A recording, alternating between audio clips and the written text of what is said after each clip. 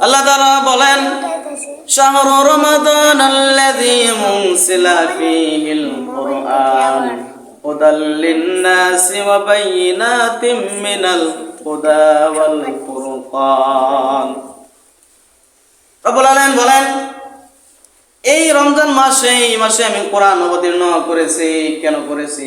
হুদাল লিন-নাস, এটা মানুষের জন্য হেদায়েত, এটা মানুষের জন্য পথ নির্দেশক, কোন পথে আপনি চলবেন, কোন নিয়মে চলবেন। শুধু তাই নাই, ওয়া বায়িনাতিম মিনাল হুদা ওয়াল ফুরকান, কোনটা সত্য এবং কোনটা মিথ্যা এর মধ্যে পার্থক্য করে দিবেন তার নাম হলেন কোরআনুল কারীম। এই কোরআনুল কারীম এই মাসে আল্লাহ তাআলা নাযিল করেছেন। এই মাসে 10টি সম্মাননা পুরস্কার আল্লাহ তাআলা আমাদেরকে দিবেন। 1 নাম্বার হচ্ছে এই মাসে যে ব্যক্তি রোজা রাখবেন আল্লাহ তাআলাকে খুশি করার জন্য ঈমান অবস্থায়, সওয়াবের আশায় যে ব্যক্তি রোজা রাখবেন, রাসূল সাল্লাল্লাহু আলাইহি ওয়াসাল্লাম বলেন মান সামা ঈমানান ওয়া ইহতিসাবান গুফিরা লাহু মা তাকদ্দামা মিন যামবি। রাসূল সাল্লাল্লাহু আলাইহি ওয়াসাল্লাম বলেন মান সামা, যে ব্যক্তি রোজা রাখলো ঈমানান, ঈমানের সাথে মুমিন অবস্থায়, ওয়া ইহতিসাবান, সে আশা করে আমি সওয়াব পাবো। রাসূল বলেন এই দুইটা কন্ডিশন নিয়ে যে ব্যক্তি এই রমজান মাসে রোজা রাখবে আল্লাহ তাআলা বলছেন সকল গুনাহ তার মাফ করে দিবেন। সুবহানাল্লাহ। শুধু তাই নাই, কোন ব্যক্তি যদি একটা মাত্র রোজা রাখে আর সেই ব্যক্তি যদি মারা যায়, রাসূল সাল্লাল্লাহু আলাইহি ওয়াসাল্লাম বলেন সেই ব্যক্তিকে আল্লাহ রাব্বুল আলামিন জান্নাতের অংশীদার বানিয়ে দিবেন। সুবহানাল্লাহ।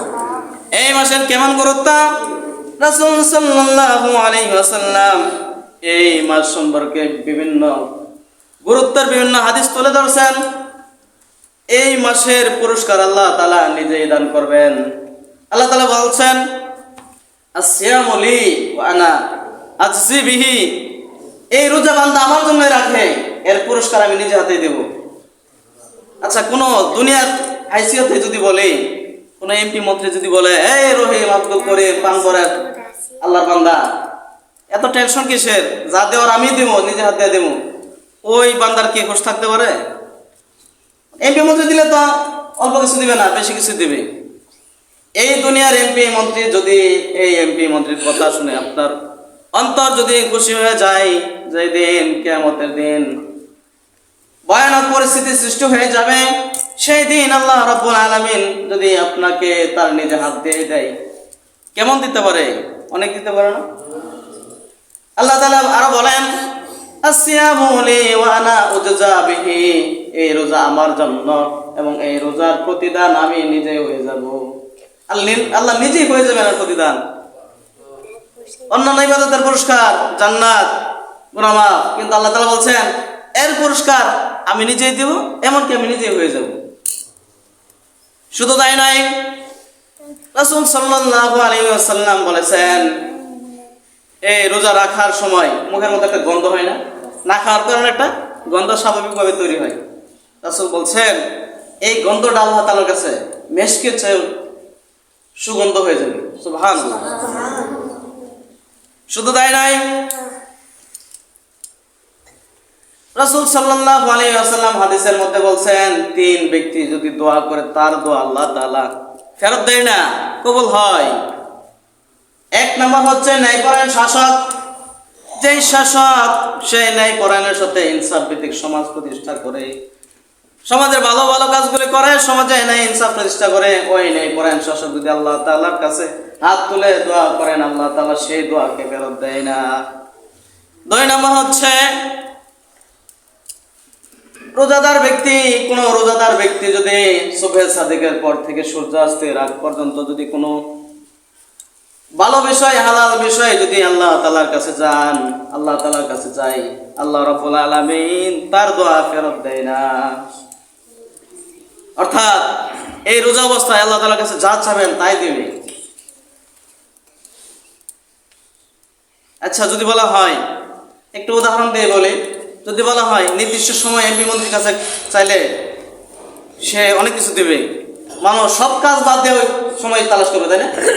আর অথচ আল্লাহ তাআলা পরিষ্কার ঘোষণা দিয়েছেন, রোজা অবস্থায় কোনো ব্যক্তি যদি আল্লাহ তাআলার কাছে বৈধ কোনো কিছু চায়, হালাল কোনো কিছু চায়, আল্লাহ তাআলা তার দোয়া কবুল করবেন।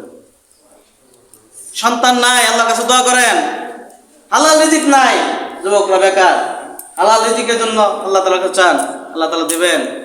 সন্তান কথা শুনে না, অবাধ্য সন্তান, আল্লাহ তাআলার কাছে চান, আল্লাহ তাআলা বাধ্য করে দিবেন। রিজিক নিয়ে পেরেশান, হালাল রিজিক নিয়ে পেরেশান, আল্লাহ তাআলার কাছে চান, আল্লাহ রাব্বুল আলামিন দিয়ে দিবেন।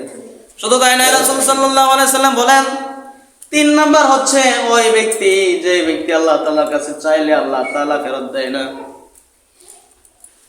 3 নাম্বার হচ্ছে মাজলুম, অত্যাচারিত, যার উপর অন্যায়ভাবে অত্যাচার করা হয়, সেটা হোক সম্পদের কারণে, চাই ক্ষমতা দিয়ে হোক, চাই পারিবারিক কারণে হোক, কারো উপর যদি আপনি অত্যাচার করেন, সেই ব্যক্তি আল্লাহ তাআলার কাছে যা বলবেন তাই দিবেন।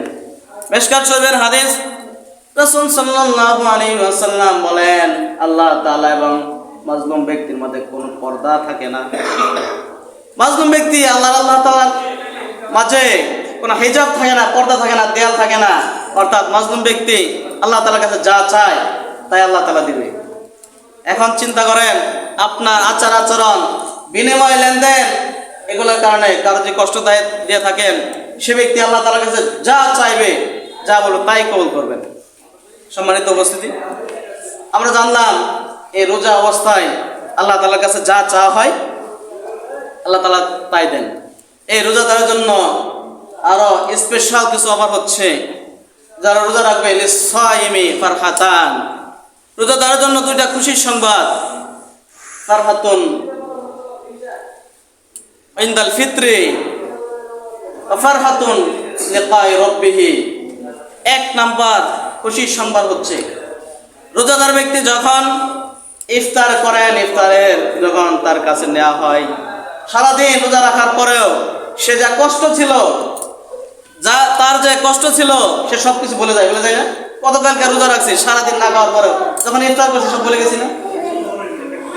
2 নাম্বার হচ্ছে ঈদুল ফিতরের দিন রোজাদার ব্যক্তি যখন ঈদের নামাজের জন্য ঈদের নামাজের জায়গায় যায়, সে তার মনে একটা আনন্দ থাকে, তাই না?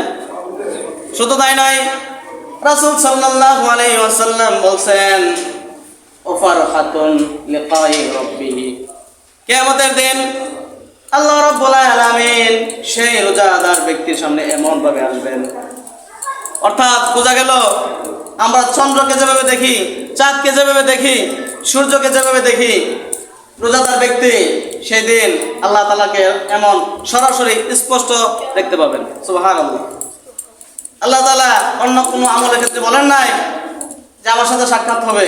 আল্লাহ তাআলা বলছেন স্পেশালি যে ব্যক্তি আল্লাহ তাআলার রোজা রাখবে, আল্লাহ তাআলা কিয়ামতের দিন আল্লাহ তাআলাকে দেখতে পাবে। সম্মানিত উপস্থিতি, এই রোজার অনেক বৈশিষ্ট্য আছে, এই রোজার অনেক সম্মাননা পুরস্কার। শুধু তাই নাই, এই রোজাদারের জন্য বিশেষ নিয়ামত আল্লাহ তাআলা রেখে দিয়েছেন। জান্নাতের মধ্যে একটা স্পেশালি গেট থাকবে, যার নাম হলো রায়্যান। রোজাদার ব্যক্তি রায়্যান নামক জান্নাতে দরজা দিয়ে জান্নাতে প্রবেশ করবে। শুধু তাই নাই, সেই রোজাদার ব্যক্তি রায়্যান নামক জান্নাতে প্রবেশ করার পরে আল্লাহ তাআলা স্পেশালি তাকে খাবারের ব্যবস্থা করে দিবেন। রোজার গুরুত্ব আছে কিনা? শুধু তাই নাই, 9 নাম্বার সম্মাননা পুরস্কার হবে যে ব্যক্তি আল্লাহ তাআলার জন্য, একমাত্র আল্লাহ তাআলাকে খুশি করার জন্য যে ব্যক্তি রোজা রাখবে, আল্লাহ তাআলাকে শাহাদাতের মর্যাদা দেবেন। সুবহানাল্লাহ। শুধু তাই নাই, রোজাদাররা জান্নাতে একা একা থাকবে না, আল্লাহ তাআলার নিয়ামত প্রাপ্ত বান্দাদের সাথে রোজাদারদের আল্লাহ ব্যবস্থা করে দিবেন। নিয়ামত প্রাপ্ত বান্দা কারা? মান নবীন ওয়াস সিদ্দিকিন ওয়াস শুহাদাই ওয়াস সালিহিন। আল্লাহ রাব্বুল আলামিন যারা রোজা রাখবে তাদের জন্য নবীদের সাথে, শহীদদের সাথে, সিদ্দিকিনদের সাথে, সালিহিনদের সাথে আল্লাহ তাআলা জান্নাতের ব্যবস্থা করে দিবেন।